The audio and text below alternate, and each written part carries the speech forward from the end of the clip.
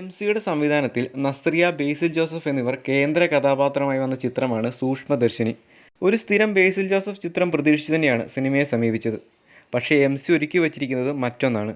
അതുതന്നെയാണ് ഈ സിനിമ കാണാൻ നിങ്ങളെ പ്രേരിപ്പിക്കുന്ന ഒരു വസ്തുതയും.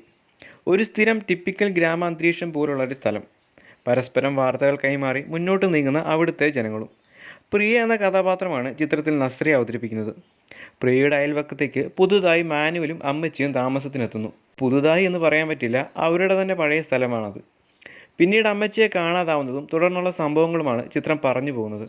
ആദ്യം മുതൽക്ക് തന്നെ എന്തൊക്കെയോ സംഭവിക്കുന്നുണ്ട് എന്ന് മനസ്സിലാകും. പക്ഷേ എന്താണെന്ന് അറിയാനുള്ള ആകാംക്ഷ നമ്മളെ ഒട്ടും മുഷിപ്പിക്കാതെ തന്നെ അവസാനം വരെ നമ്മളിൽ നിലനിർത്തുന്നുണ്ട് എന്ന് തന്നെ പറയാം. എന്താണ് ശരിക്കും കാര്യമെന്നറിയുമ്പോൾ ഒന്നുകൂടെ ഞെട്ടും. ചിലപ്പം അത് ശരി, ഇതായിരുന്നോ കാര്യം എന്നും തോന്നിപ്പോകാം. നല്ല എൻഗേജിംഗ് ആയിട്ടാണ് ആദ്യ പകുതി പോകുന്നത്. എടുത്തു പറയേണ്ടത് അഭിനേതാക്കളുടെ മികച്ച പ്രകടനം തന്നെയാണ്, പ്രത്യേകിച്ച് ബേസിൽ ജോസഫ്. നമ്മൾ ഇങ്ങനൊന്ന് എക്സ്പെക്റ്റ് കൂടി ചെയ്യുന്നില്ല അദ്ദേഹത്തിൽ നിന്ന്. നസ്രിയ ആണെങ്കിലും വളരെ നല്ല രീതിക്ക് തന്നെ ചെയ്തിട്ടുണ്ട് എന്ന് തന്നെ പറയാം. എടുത്തു പറയേണ്ട മറ്റൊരു കഥാപാത്രം സിദ്ധാർത്ഥ് ഭരതനെ അവതരിപ്പിച്ച ഒന്നാണ്. വളരെ മനോഹരമായിട്ട് അത് ചെയ്തിട്ടുണ്ട്. ഒരുപക്ഷെ ഇങ്ങനൊന്ന് നമ്മളും പ്രതീക്ഷിക്കുന്നില്ലല്ലോ. അതുതന്നെയാണ് ചിത്രത്തിൻ്റെ ഏറ്റവും വലിയ പോസിറ്റീവുകളിലൊന്ന്. നമ്മൾ പ്രതീക്ഷിക്കാത്തത് നമുക്ക് ലഭിച്ചു. ക്രിസ്റ്റോ സേവ്യറാണ് ചിത്രത്തിൻ്റെ സംഗീതം ചെയ്തിരിക്കുന്നത്. അദ്ദേഹവും അത് നന്നായിട്ട് തന്നെ ചെയ്തു എന്ന് പറയാം. നീണ്ട നാളുകൾക്ക് ശേഷമുള്ള നസ്രിയയുടെ മലയാള സിനിമയിലേക്കുള്ള മടങ്ങിവരവും ഗംഭീരമായി.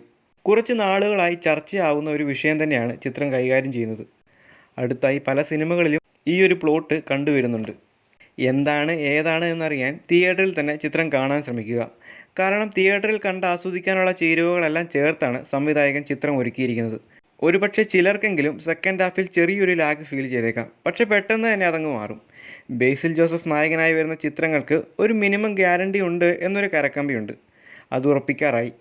നല്ലൊരു ചിത്രം തന്നെയാണ് സൂക്ഷ്മദർശിനി. പക്ഷേ ചിത്രം നസ്രിയയാണ് കൊണ്ടുപോയത്. നസ്രിയയുടെ കഥാപാത്രത്തിൻ്റെ പ്രത്യേകതകളും ആ ഗ്രാമത്തിൽ നടക്കുന്ന സംഭവങ്ങളും അവസാനം വരെ ചിത്രം കണ്ടിരിക്കാൻ സഹായകരമാവുന്നുണ്ട്. ചിത്രം കണ്ടവരാണ് നിങ്ങളെങ്കിൽ നിങ്ങളുടെ അഭിപ്രായം കൂടെ പങ്കുവയ്ക്കുക.